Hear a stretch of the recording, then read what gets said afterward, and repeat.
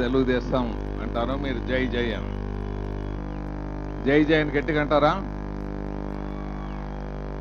బోలో తెలుగుదేశం పార్టీకి, బోలో తెలుగుదేశం పార్టీకి, బోలో చంద్రబాబు నాయుడు గారికి. మిత్రులారా, మొట్టమొదట నా నమస్కారాలు తెలుగుదేశం పార్టీ జెండా మోస్తున్న కార్యకర్తలకు. రెండవ నమస్కారం ఇక్కడ వచ్చిన ఓటర్ మహాజనులందరికీ, మిత్రులకు, అభిమానులకు, ప్రతి ఒక్కరికి వారికి నా నమస్కారాలు తెలియజేస్తున్నాను. మా పక్కన కూర్చున్న పెద్దలు, మిత్రులు, మిత్రుని కొడుకులు, మిత్రుని అమ్మాయిలు అందరికీ, ఇక్కడ స్టేజ్ మీద కూర్చున్న వాళ్ళందరికీ నా నమస్కారాలు. నాకన్నా వయసులో చిన్న వాళ్ళందరికీ బ్లెస్సింగ్స్ తెలియజేస్తున్నాను. మిత్రులారా, నాకు ఎప్పుడైనా అవకాశం వస్తే జిల్లా తెలుగుదేశం పార్టీ ప్రెసిడెంట్గా మీ 10,000 మందికి స్టేజ్ వేయించి సోమశెట్టి గారిని కింద కూర్చోబెడతా. మిమ్మల్ని అందరినీ నాకు స్టేజ్ మీద కూర్చోబెట్టాలని అభిలాష. ఎక్స్ కార్పొరేటర్లు ఉన్నారు, ఎక్స్ నాయకులు ఉన్నారు, సీనియర్ నాయకులు ఉన్నారు. కానీ మా సోమశెట్టి గారు హుకుం, జిల్లా ప్రెసిడెంట్ హుకుం అన్నమాట. మేం చెప్పిన వాళ్ళే కూర్చోవాలా అని అంటారు. సో నెక్స్ట్ ఏమన్నా నాకు అవకాశం వచ్చినప్పుడు జిల్లా ప్రెసిడెంట్ తీసుకొని మిమ్మల్ని అంతా స్టేజ్ మీద 10,000 మందిని స్టేజ్ మీద ఇప్పుడే అరవై చేసేస్తున్నాం అందరం. టీజీ వెంకటేష్ గారు దయచేసి ఒప్పుకుంటే ఇప్పుడే జిల్లా పార్టీ ఇప్పుడు వద్దు, ఈ మోత పోయిన ఆయన. అంటే జిల్లా ప్రెసిడెంట్ అంటే చాలా భారమైన పోస్టు. అందరినీ మెప్పించి, నాయకులను మెప్పించి, కార్యకర్తలను మెప్పించేదానికి చాలా కష్టం. అటువంటి పోస్టు మా శెట్టి గారు, మా బ్రదరు సోమశెట్టి వెంకటేశ్వర మోసుకుంటున్నాడు. వారికి కూడా నా నమస్కారాలు తెలియజేస్తున్నాను. నా కుమారుని రాజకీయాల్లో తీసుకురావాలి. భరత్ని రాజకీయాల్లో తీసుకొని వచ్చే ముందు వానితో మాట్లాడుతూ ఒక 2 విషయాలు వానితో చర్చించుకున్నాను. జీవితంలో న్యాయంగా అందరికీ మాట తప్పకుండా కాలం ఇంతవరకు గడుపుతున్నాను.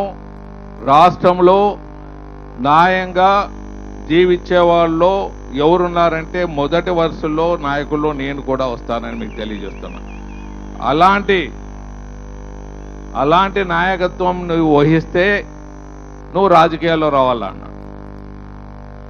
న్యాయంగా అందరికీ ప్రభుత్వం పంచే కార్యక్రమాలందరికీ పంచే విషయంలో ఏమాత్రం పొరపాటు జరగకుండా ప్రభుత్వ కార్యక్రమాలందరినీ అన్ని ప్రజల్లోకి తీసుకుపోయే విధానంలో ఉంటే రాజకీయంలో రమ్మని చెప్పడం జరిగింది. దానికి భరత్ చెప్పిన సమాధానం ఏమంటే, నా పేరే భరతు, నీతో పోటీ నీతోనే ముందు పోటీ మొదలుపెట్టి నీకన్నా నేను మంచి పేరు తెచ్చుకుంటాను, అట్లయితేనే రాజకీయాల్లో ఉంటాను అని తెచ్చాను. సార్, నాకు పోటీ నా కొడుకు. అభివృద్ధి కార్యక్రమాల్లో, న్యాయ పరిపాలనలో నాకు పోటీ నా కొడుకు ఉంటాడు. అందుకే మీకు ప్రజలకు భరత్ను ఒప్పచెప్పడం జరిగింది. అది మీ చేతిలో పెడుతున్నాను. భరత్ న్యాయంగా, ధర్మంగా సుపరిపాలన చేయాలి అంటే అది మీ చేతిలో ఉందని సభాముఖంగా తెలియజేస్తున్నాను. మరి అలాగే ఇక్కడ కేఈ ప్రతాప్ గారు ఉన్నారు. వారి తండ్రి మాదన్న గారు నాకన్నా పెద్ద వయసు, చాలా కీర్తిశేషులు, చాలా మాకు అనుగుణంగా ఆప్యాయతలకు మారుపేరుగా ఉండేవాళ్ళు. కొడుకుల అంత ఆప్యాయత ఇవ్వటం లేదు, కానీ మాదన్న గారు చాలా ఆప్యాయత ఇచ్చేవాళ్ళు.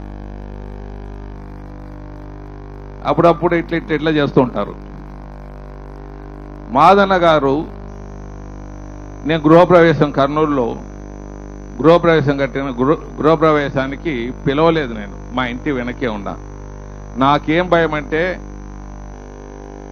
ఇంతమంది వేలాది మంది నాకు స్నేహితులు అనుబంధం ఉంటుంది, ఒకరిని పిలిచి ఒకరిని పిలవకపోతే చెడ్డ పేరు వస్తుందని సైలెన్స్గా గృహప్రవేశం చేసుకోవటం జరిగింది. మాదన్న గారు వచ్చేశారు టెంకాయ కొట్టే ముందు. నాకు ఇవ్వు టెంకాయ, నేను కూడా కొట్టాలి టెంకాయ, నువ్వు పిలవలేదు అయినా నేను వచ్చి బ్లెస్ చేస్తున్నాను అని చెప్పడం, ఆయనకు చిన్న ఒక వెంకటేశ్వర పటం ఇవ్వటం, ఆయన జీవితాంతం ఆ పటము ఆయన రూమ్లోనే ఉన్నది. ఈ పిల్లవాళ్ళు వచ్చేది ఆ పటం తీసేశారు.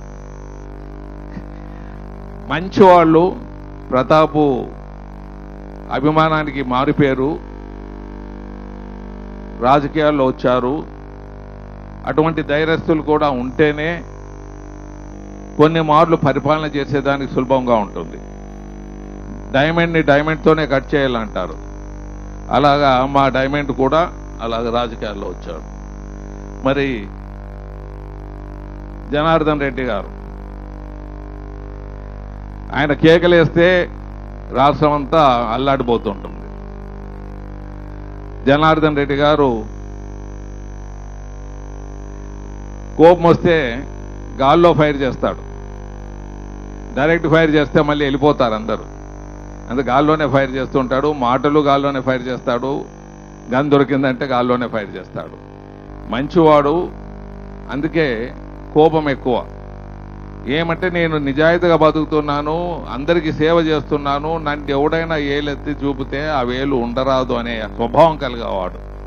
సో వారు కూడా రాజకీయాల్లో ఉన్నారు, వారు కూడా సేవ చేస్తున్నారు, అందరినీ అభిమానాన్ని కోరుకున్నారు. జనార్దన్ రెడ్డి కూడా ఈరోజు ఎమ్మెల్యేగా నిలబెట్టడం వారికి కూడా అభినందనలు తెలియజేస్తున్నాను. ఇక అఖిల ప్రియ గారు, వారి తండ్రి నాగిరెడ్డి గారు, వారు కూడా మాకు జూనియరే. మరి మా పిల్లల వయసు కన్నా తక్కువ ఉన్న అమ్మాయి అఖిల ప్రియ మర్యాదలకు ఆమెకు ఏమీ లోటు లేకుండా వచ్చిన వారిని అందరినీ ఆప్యాయతకు పిలవటం కానీ గౌరవించటంలో కానీ పేరుకు తగ్గ అఖిల ప్రియగా ఉంటారు. అందరినీ ప్రియంగా చాలా చక్కగా గౌరవించే దాంట్లో, అభిమానించే దాంట్లో వారికి మించిన వాళ్ళు లేరు. వారు కూడా మంత్రి, చాలా ఎంగేజ్లో మంత్రి తీసుకోవటం.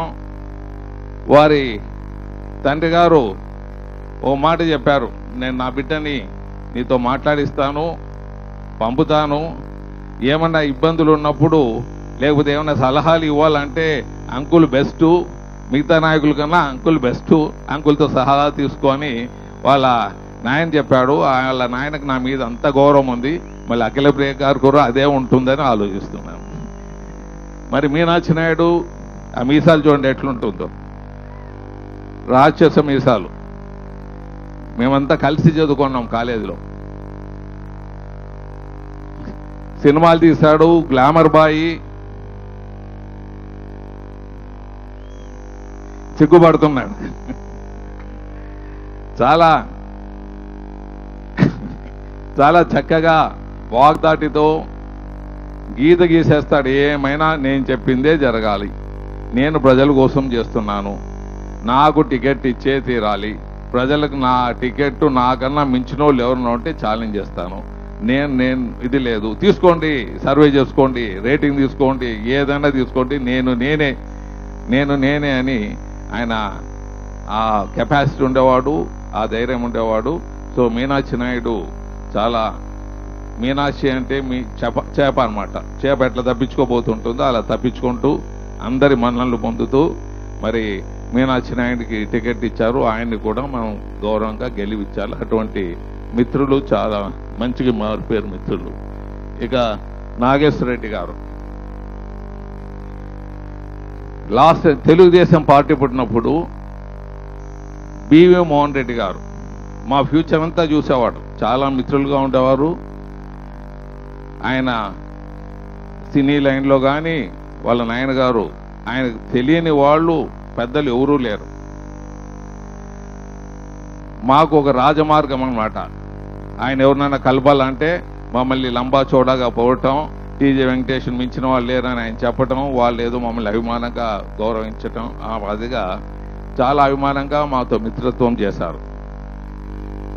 ఆయన బివి మోహన్ రెడ్డి గారు వారు చాలా చక్కగా కొడుకుని చదివించి ఒక డాక్టర్ని చేసి ఒక పేషెంట్లకంతా వైద్యం ఇచ్చి మంచిగా చేసే విధానంలో, అలాగే ఒక వైద్యంలోనే కాదు ప్రజలకు సేవ కూడా చేయాలని నేర్పించాడు. బివి మోహన్ రెడ్డి గారు ఎలక్షన్ నాకెందుకు అని దూరంగా ఉన్నారు. ఫస్ట్ టైం ఎలక్షన్ జరిగినప్పుడు లేదు నిలబడాలని బుండికి చేశాను, లేదు అన్నాడు. నువ్వు నిలబడటంలే కదా, ప్రత్యక్ష నేను రాను అన్నాడు. లేదప్పా అని ఆ టైంలో ఎన్టీ రామారావు పార్టీ పెట్టినప్పుడు చాలా మందికి ఎమ్మెల్యే టికెట్లు ఇప్పించాం. ప్రత్యక్ష రాజకీయాల్లో రమ్మంటే రాలేదు. ఆ టైంలో అభిమానం డిఫరెంట్. ఎన్టీ రామారావు గారికి ఇది ఇచ్చేయంటే ఇచ్చేయాలని. ఇప్పుడు మనం ప్రతాప్ గడ్డం పట్టుకోవాలా, మరి మీనాక్షి నాయుడు గడ్డం పట్టుకోవాలా, మా కూర చూడరా నాయన పార్టీలో అని.